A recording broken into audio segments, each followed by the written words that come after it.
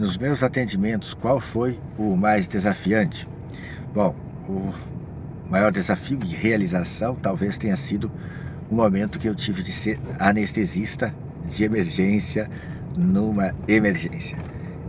Certa vez, um colega cirurgião pediu para eu segurar o plantão entre um plantonista chegar, um e outro chegar, que o outro também era cirurgião e estava operando na cidade vizinha, ia chegar um pouco e eu atrasaria meus atendimentos no CAPS, mas seguraria o plantão para ele, que ele tinha procedimentos para fazer.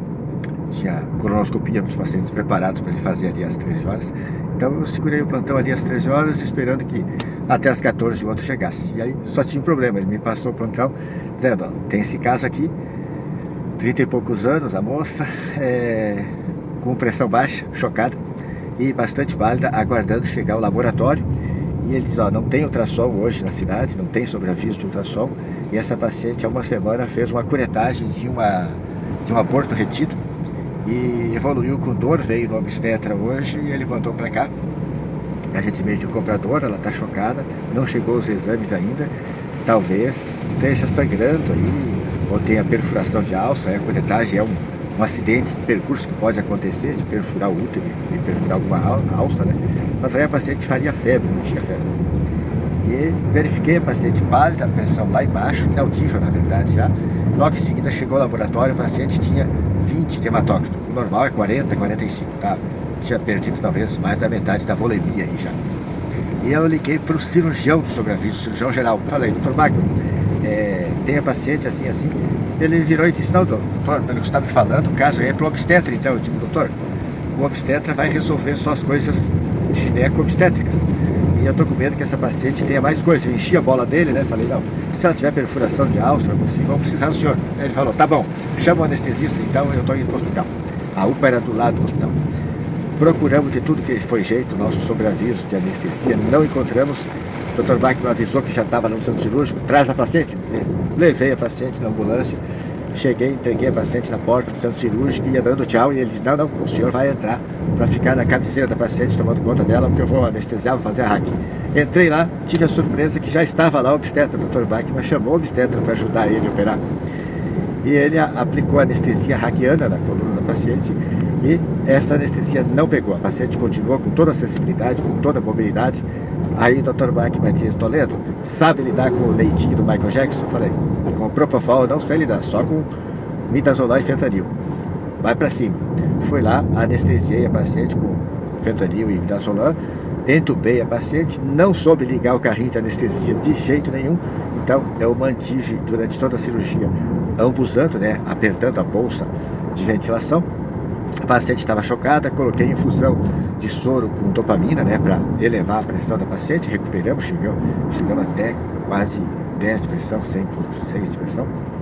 E quando eles abriram, estava lá, bastante sangue na cavidade abdominal. Tinha acontecido um equívoco, né, o anestesista, o obstetra anteriormente tinha visto ela com sangramento, fez ultrassom, tinha coágulos no útero, ele pensou em aborto retido, mas na verdade ela tinha uma gravidez tubária, a gravidez na tuba uterina.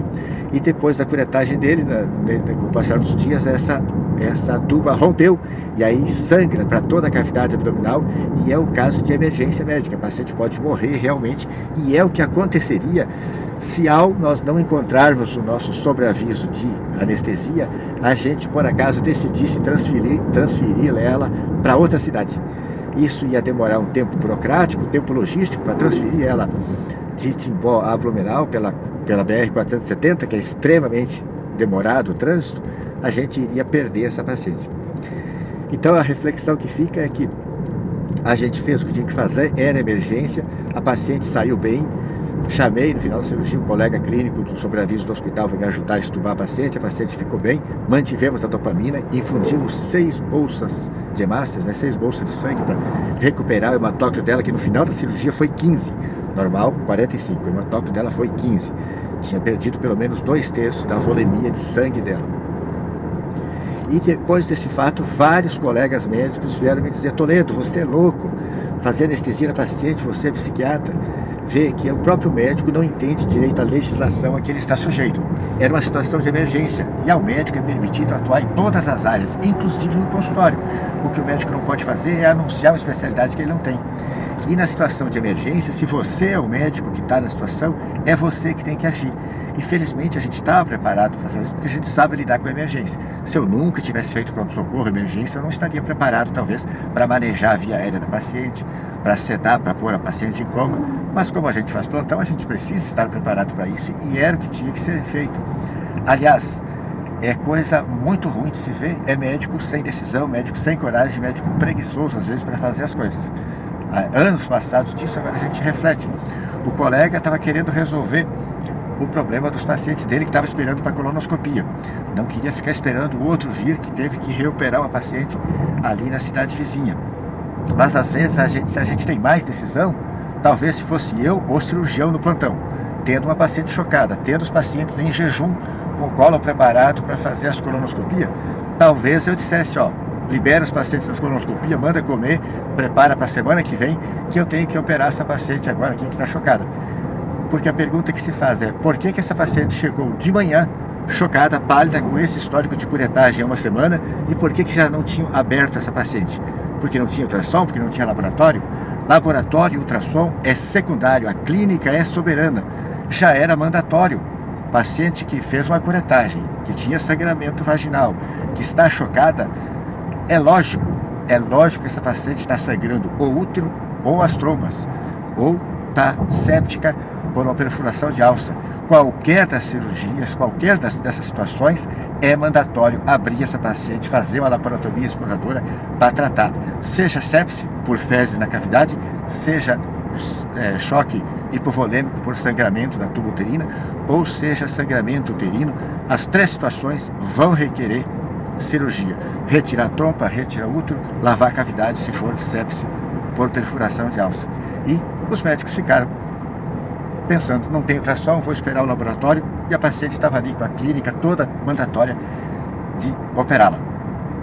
Tá certo? Foi desafio, mas foi grande realização que me trouxe certeza que eu fiz a coisa certa, fiz a carreira certa na vida e fiz a decisão certa, o que tinha que ser feito naquela hora. E me dá cada vez mais certeza que a pior coisa que tem é médico sem coragem.